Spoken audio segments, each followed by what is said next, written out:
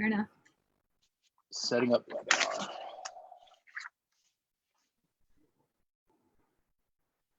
The weirdest thing is my camera's right here on my laptop, and then the big monitor that I use to actually do work is over here. And so, so we are now streaming live with Dr. Patel. It's Dr. Patel, right? I call you Tatiana, but no, I actually go by Saavedra at work. I go by my maiden name. Look, whatever you want to be called, Doc, we're going to call you that. So we are on Dr. Facebook. Saavedra, Mrs. Patel. Miss Jackson, if you're nasty. Hold on. Let me make sure that it's on Geaux Rouge Live so that I can answer any questions we may have while we're doing this. So for those tuning in, this is Franz Borkhardt with Geaux Rouge. Thursdays, we try to have a little something going on. We used to do Thirsty Thursdays at Sullivan's, but obviously we can't do that right now. So I thought it would be awesome to invite my good friend Tatiana, Dr. Tatiana, who just happens to be a physician of infectious diseases, right? That's right. To join us to talk about COVID-19, both from a basic level and then also some of the things you just need to know. So Doc, how are you doing today? I'm doing great. How are you? Living the dream over here at the Borkhardt Law Firm. So let's jump into this. COVID-19, what exactly is this COVID-19? Okay, so COVID-19 is the name for the disease or the syndrome that it causes. So the actual virus that causes this syndrome is the SARS-CoV-2. So very closely related to the SARS virus that we saw back in 2002, 2003. So it's a coronavirus. Coronaviruses have actually been around for a long time, and they're a very common cause of upper respiratory infections. If you actually have ever gone to the doctor and had one of these viral respiratory panels done, one of the top two on the panels are coronaviruses. They're just kind of the older forms that we saw kind of cause a mild cold. Okay. So this is a novel coronavirus, meaning it's never been before. This was the first time that we've seen it. And it did originate from bats. So we do know that much. And it does look like it went from an animal host to a human host. And now obviously we're seeing human to human transmission. So that's kind of a lot of the basic science in a nutshell. So yeah, the virus is SARS-CoV-2, and the disease that it causes is what everybody's referring to as COVID-19. So the biggest question that I'm sure you're getting asked is, how is this spread? How is it contagious? How can you catch it? So the biggest one, and we're still, obviously, this is something that I kind of preface anytime I talk to someone about this, is we are still learning so much about this virus. Again, it's a novel virus. It's brand new. We've never seen this before. And so we're learning as we go. Okay. But what we do know is that it is spread through respiratory droplets. And so that is probably the primary form of spread. So if someone's out and about coughing, sneezing, not covering it up, or covering up with their hand and then, shaking somebody else's hand, that's how you're potentially spreading it, is through droplets. We do know that you can also pick it up through contact surfaces. So not washing your hands after you cough or sneeze and then touching a doorknob, and then somebody else touches that doorknob and then touches their face. There is the potential for spread that way. So that's part of why we're seeing all of the kind of fallout from all of this, and why we're really advocating social distancing and washing your hands, staying home when sick. There's, and we may talk about it in a minute, but like the controversy over wearing masks or not wearing masks, all these things are because of the route that it spread. So primarily respiratory. Well, let's ask that question, because at first there was this sense of you shouldn't be wearing masks. And now if you, and look, I'm not a doctor, I'm talking to you because you're the expert. What is the validity or invalidity or what is it about wearing a mask at this point? Should we be wearing masks? Should we not be wearing masks? I know a lot of people are like, well, look, the masks really need to be going to the first responders and the people working the front lines. What are your thoughts on that? So I'm kind of 50-50 on this. Initially, the reason why people had said don't wear a mask is, and I mean, I have my little mask that I have to wear within the clinic. So when we walk through the halls of the clinic, we're supposed to be wearing this because we're assuming that all of us have somehow been exposed and could potentially have it, maybe not be symptomatic from it, and we want to protect others. So the whole point of wearing a mask is not necessarily to protect yourself. A regular mask like this, which is just a surgical mask, is not going to protect you necessarily from getting COVID-19. This is more if you potentially have the virus, you're containing it by wearing the mask and not allowing it to spread to others, okay? The kind of mask that as healthcare workers we wear it is protective against, or for us because of just the nature of the type of mask that it is. So with that being said, I've gotten used to wearing a mask. You know, when you go through med school and you do your residency, you get used to it. You don't really fumble with it very much. Person who's never had a mask on, what's going to happen is they're going to start touching their face probably more than they would have already. And we've already said we need to avoid touching our face. So initially I thought, you know, maybe this wasn't such a great thing because it was just going to promote people touching their face more and potentially spreading the disease more. What we're seeing now, though, since we're having such an uptick on community spread and we're having a large amount of that here in Louisiana, in Baton Rouge, in New Orleans, the thought process is too, maybe several of us have been exposed before and could possibly even have it, not be symptomatic from it, but because we have it, we're shedding it to others. And so the whole purpose of doing this is to further kind of help, you know, mitigate the spread. So that's kind of where we're headed now. The concern that you did bring up is trying to reserve these types of supplies for first responders and physicians because there is a national and really an international short supply of what we call PPE, which is personal protective equipment. And I don't know if y'all saw my post yesterday. Russell Pools gave me a bunch of N95 masks, which are the masks that we as healthcare workers use to protect ourselves from the virus. And we're having to reuse them. I mean, I'm having to reuse the same mask every time I go do a screening or something. Well, Tatiana, that was going to be my next question is, in the best of situations, you use a mask once, right? Yes. Yes. Can you talk to the listeners? And by the way, guys, if you're listening in Facebook world, we've got Dr. Tatiana on. If you guys have questions, I'm screening Facebook to where we will do a Q&A at some point.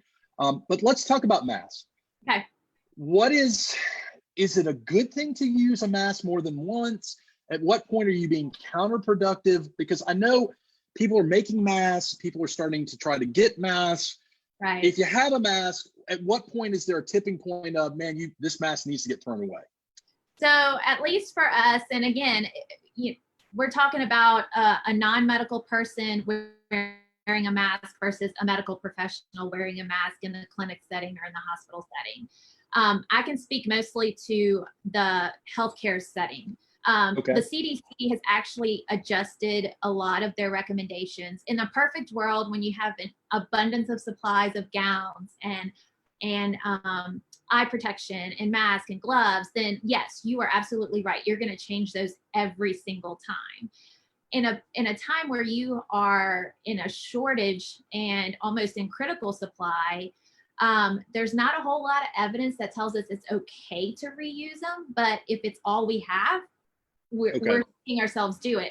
Now, again, it's going to boil down to if you start noticing that the mask is falling apart, if it's getting soiled in any way, if it gets wet, all those things, you're probably not going to be able to reuse it. And so at least from what I've seen, people making masks and things like that, if you're trying to do that to protect others because, you might be sick and you want to go out and go to the grocery store and you don't want other people to get sick, I'm all for it. Make yourself a nice little mask and do that. Is it going to protect you from getting COVID?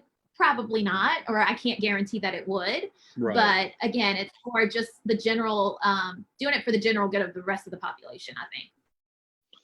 So I want to change gears a little bit, and I want to talk about the symptoms of this virus, and then how does it differ? I mean, look, we're in allergy season, we're in flu season. If I'm sneezing, it could be the pollen, it could be I'm sick. Talk a little bit about the symptoms and talk a little bit about how it's differing than other things that we are used to that we would encounter during this time of year. So again, we're still learning a lot about this, but if we look at a lot of the data that we do have coming out from China, because that's where, you know, everything started and originated, the biggest hallmark symptom is fever. 80 to 90% of patients who have this virus present with fever. And I'm not talking just like these little, people call 99 degrees fever. That's not a fever. I don't get excited about a fever unless you're 100.4 and above. And so if you have fever, that's certainly concerning. But the other associated symptoms that we've been seeing with COVID is cough is a big one. So fever, we saw an 80 to 90%. We saw about 70% to 75% have cough. And then you had about 30% myalgias, or just kind of muscle aches, feeling run down. So it sounds a lot like the flu. I mean, if you think about how people Right. with the flu, they're going to usually say, you know, I'm feeling run down, I have a fever, maybe I have a cough. And so those are the big symptoms. But the biggest thing that we're concerned about COVID is lower respiratory symptoms. So that kind of brings in what you said about pollen is terrible outside. I mean, I step outside and I start sneezing immediately. And so upper respiratory, like sneezing, running nose, sinus type of congestion, not typical of COVID. Okay. Because we've had some people who come in and they're like, oh, I'm so congested. I said, well, that probably isn't this virus. That's probably your either allergies or your typical run of the mill common cold. COVID, we're seeing a lot more lung involvement. So these patients are having pretty significant cough and progression to shortness of breath. And that's where we're really seeing, you know, the people in the hospital who end up on the ventilators and things like that. It's just progression of their lung disease. So can you reiterate something you touched on earlier? Because I just want to make sure the listeners hear this again. Fever again, healthy temperature range versus what you get excited about. Yes. So you know, everybody has their pet peeves. My pet peeve is when people come in and they're like, I've been running fever. And I'm like, well, what was your temperature? Oh, it was 99.3. And I'm like, that's not a fever. So we don't really classify fever until you're at 100.4 or above. And so people who come in and they're like, I've been running 99, 98. I'm like, that's normal. I'm not going to get too concerned about that. Certainly above 100, and then certainly 101, 102s. And those are the type of fevers we've been seeing. We've been seeing kind of these higher grade fevers with these patients.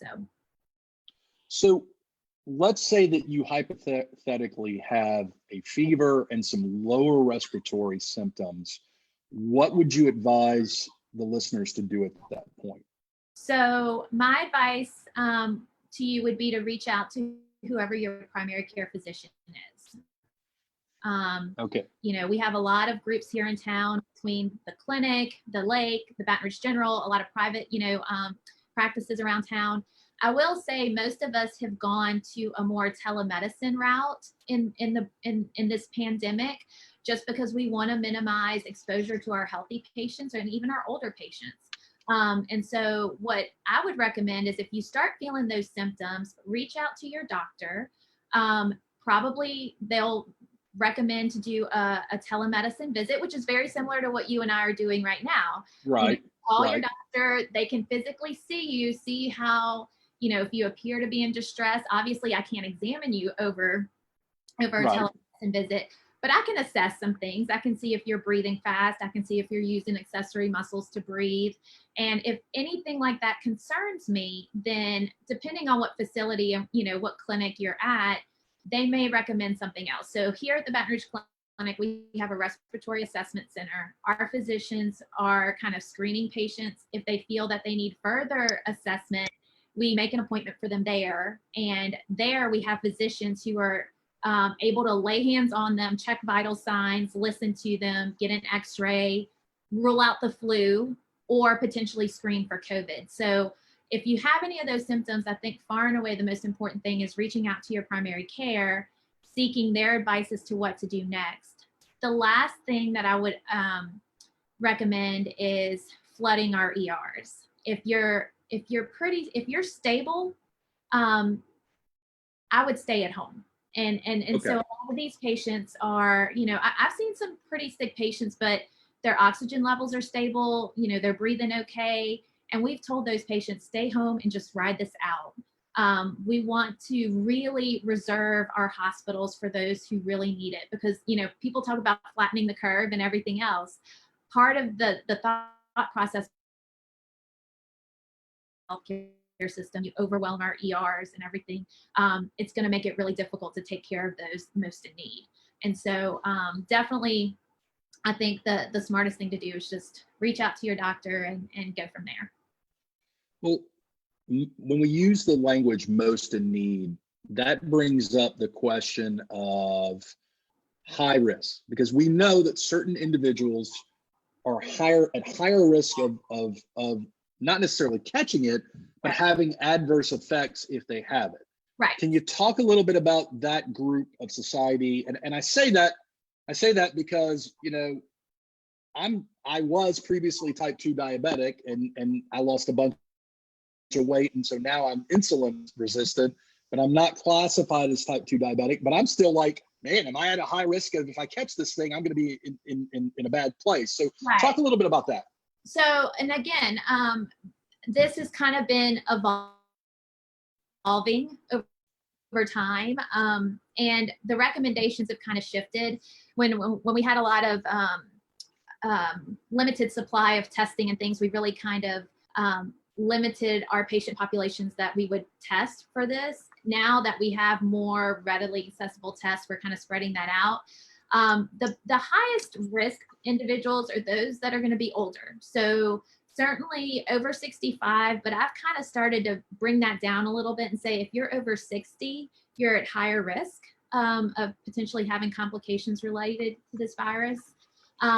The other big ones are going to be underlying heart disease, underlying lung disease, and then anything else that puts you in an immune compromising position. So that could be diabetes. Diabetes is definitely, in my book, something that is immunocompromising.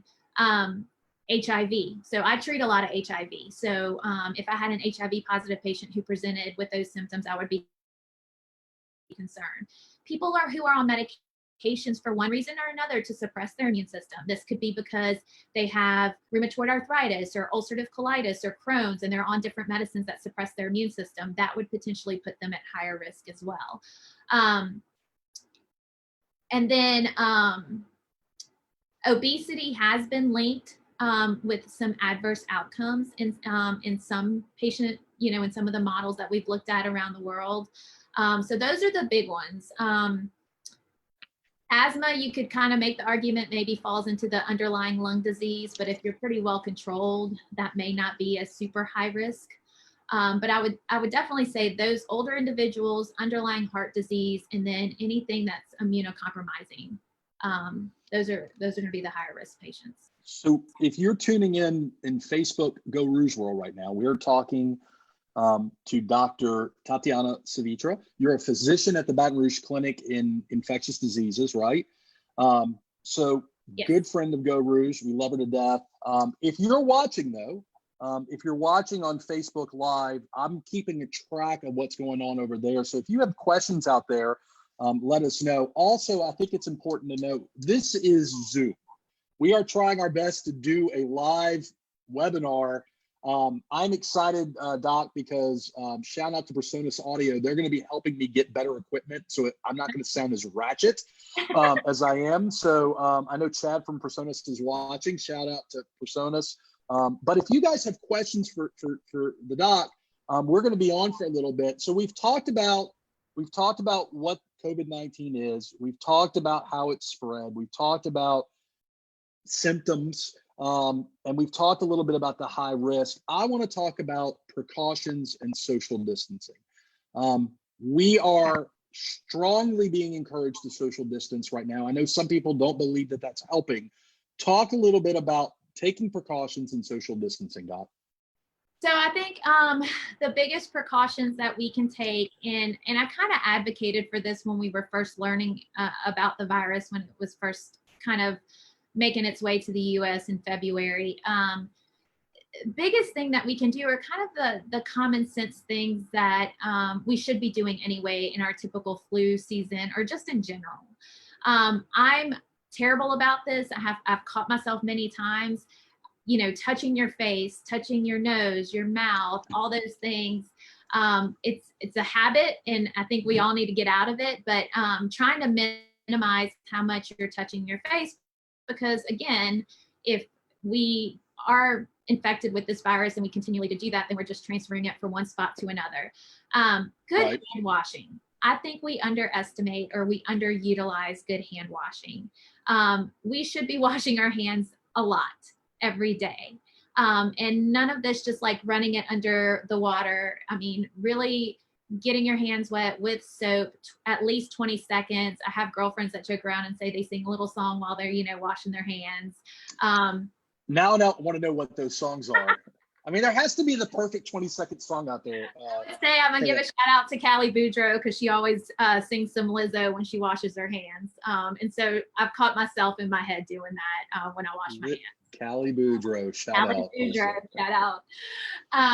But no, making sure that you're washing your hands for 20 seconds. And then again, if you have a cough or a sneeze, really trying to avoid coughing directly into your hands, kind of using the approach where you're going into your elbow or using a tissue, and then washing your hands afterwards. And then I think the other thing that, and I know most of us do this at home, but in a time like this where there's an active pandemic, if you are social distancing and you're really kind of keeping your family unit at home together, that helps tremendously. Once you start bringing people from outside in, you don't know where they have been or what they have been exposed to. And so you're potentially bringing those exposures into your home. And so making sure that you're wiping household surfaces, doorknobs, keyboards, cell phones. My goodness, I have to clean my cell phone with like Clorox wipes a lot, just because it's disgusting.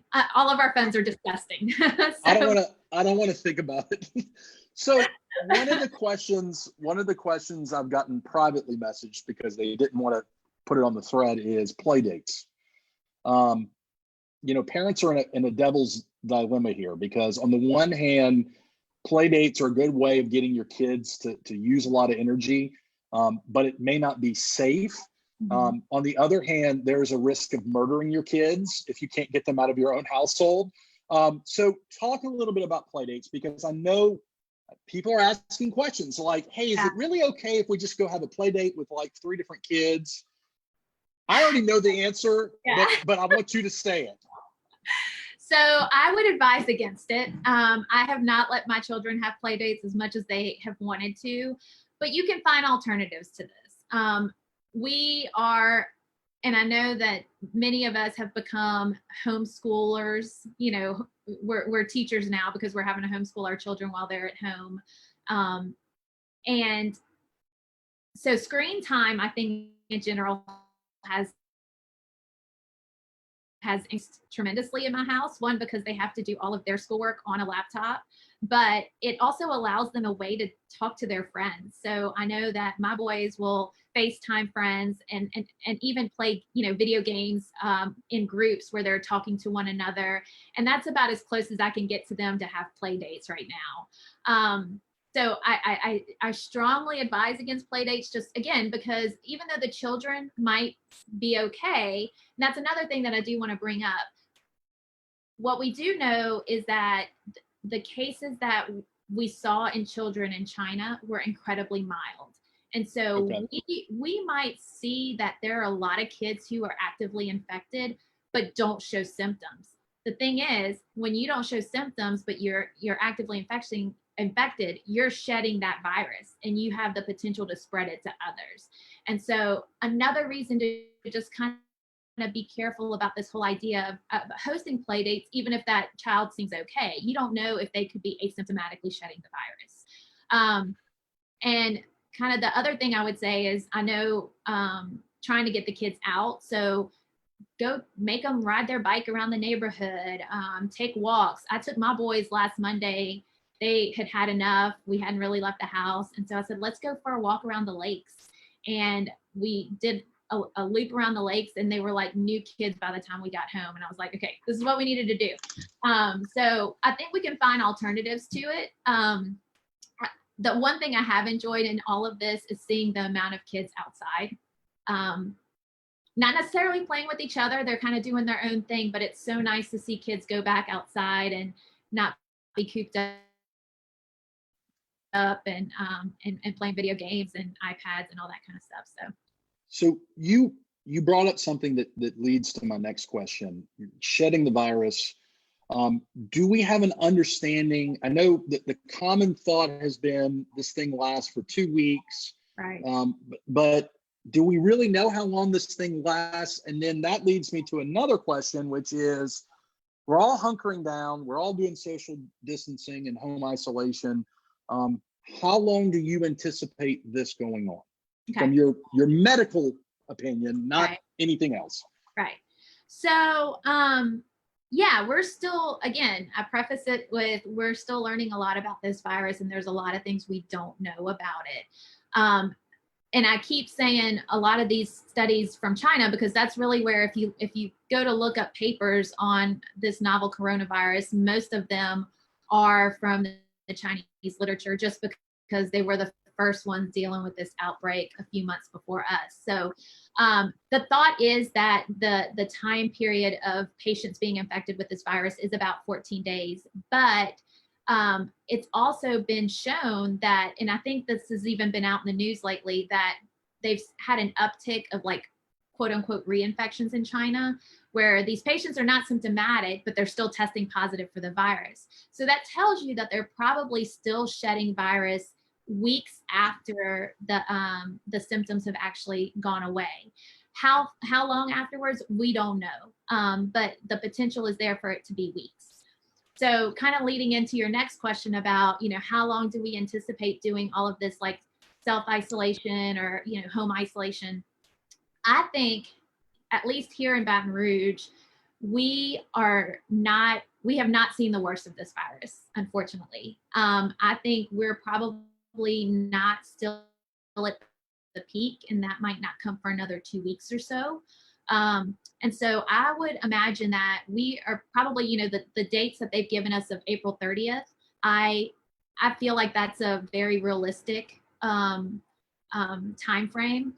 Now, after, let's say April 30th comes and goes, and then we lift these social distancing and home isolation, recommendations, does that mean the virus is completely gone and it's going to go away? No, we're still going to see it. But again, the whole idea is that by that time, maybe I think hopefully we've introduced some good habits in people, and again, hand washing, just the typical types of things, not going into work if you're sick.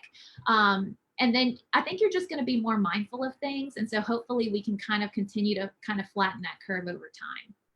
So Lisa out there had just asked the question about, are we getting close to the peak? So Lisa, if you're listening, maybe another 2 weeks. And again, we don't know this for a fact, but just kind of looking into, yeah. Joanne writes, Franz, stop touching your face. So it's funny she wrote that, because so it's a nervous tick of mine to grab my chin and fiddle with my goatee.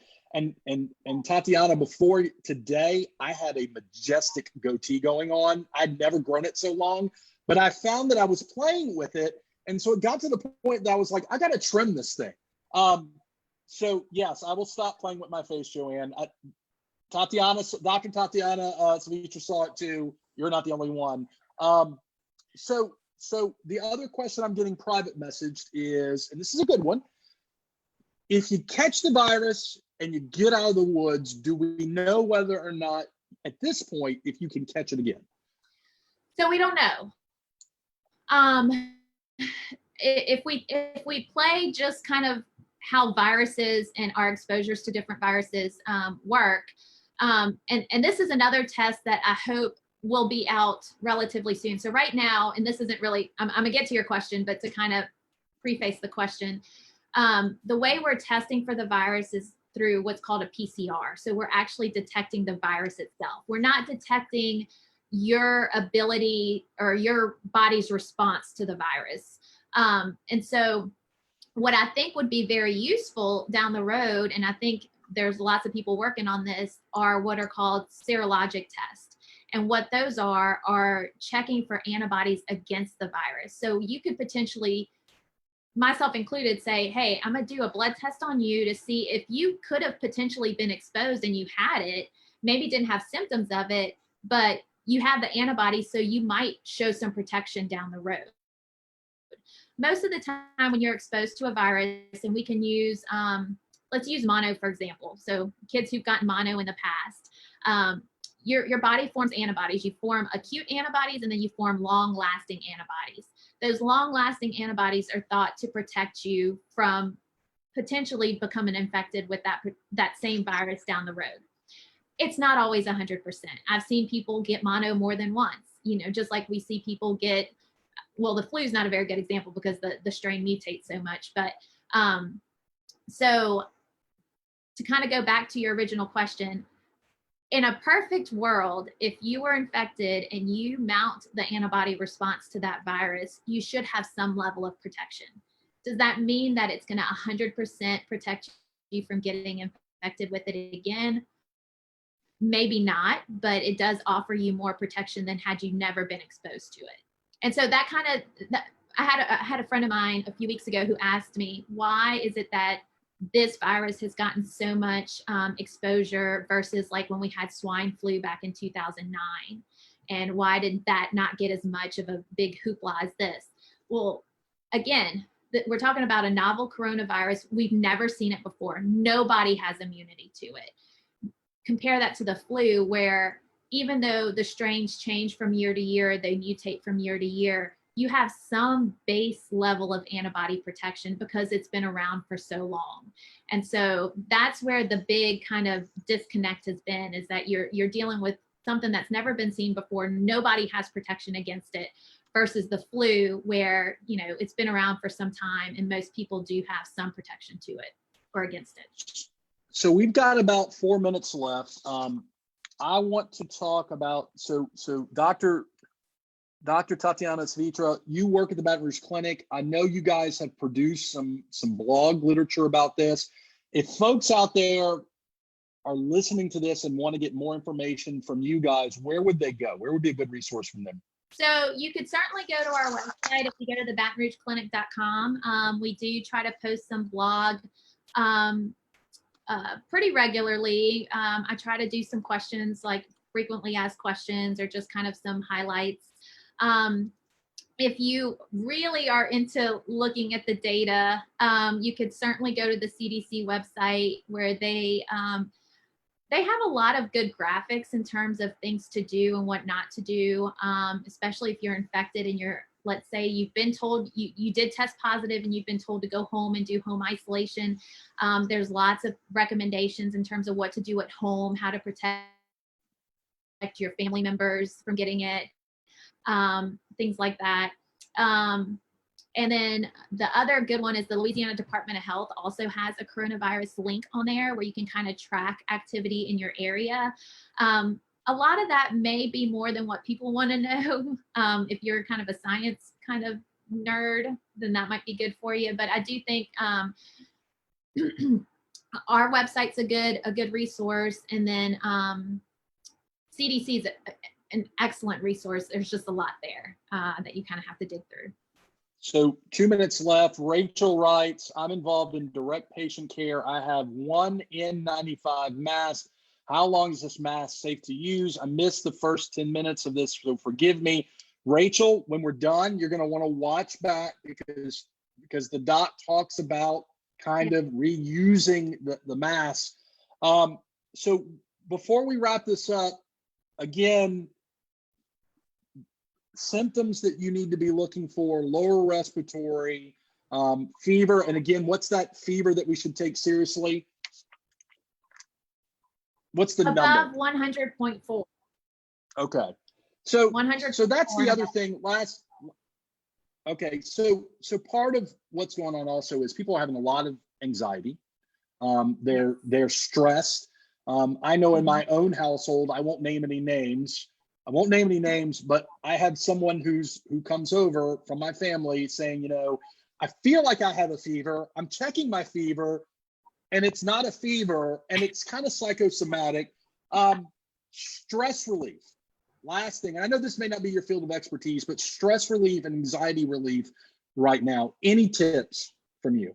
So I think this is going to be a subset of medicine that we're going to see developing a lot of. I've actually read some psychiatrists, things that they're seeing coming out of this virus. Instead of like a post-traumatic, it's almost like a pre-traumatic stress disorder, just because of the stress of potentially becoming infected. We're going to see it a lot in healthcare workers as well. So if you have, you know, a healthcare worker in your life, tell them you appreciate them, that you love them. But I do think stress relief, I mean, Franz, you know me and the girls that I work out with. And so for me, my stress relief is to go out for a run or go for a bike ride, and just go outside. And I think that's been my outlet through all of this is, you know, especially with us being cooped inside most of the time, being able to just go outside, take a walk, get in that fresh air, especially when the weather's as beautiful as it is today. And I guess I'll finish with this. This is not easy. This is hard. This is scary. I think we should all be scared to some degree. But we'll come out on the other end of it. And I think what it's going to do is it's going to give us a little change in perspective, and what was really important this whole time. And so just reach out to those that you think might be struggling, and don't ever, you know, hesitate to kind of reach out and tell people that you're kind of struggling, because I think you'll find that most people are in that same boat, and then maybe y'all can kind of talk each other through it. But well, Doc, we thank you for coming on, giving us about 40 minutes of your day today. I know you're busy. For those listening, she doesn't realize this, but I'm going to try to hit her up again to do this down the road a little bit, maybe in a couple of weeks. This is Dr. Tatiana Saavedra from Baton Rouge Clinic. Thank you so much. You have a great day. And look, guys, if y'all are listening and you have other questions, put it on the comments thread. She'll keep an eye on it. While she can't necessarily give medical opinions on social media, if it's basic stuff, we'll try to get you guys answered. And then also share this video so we can help spread the word. You guys have a great day. Tatiana, have a good one. Thank you. You too.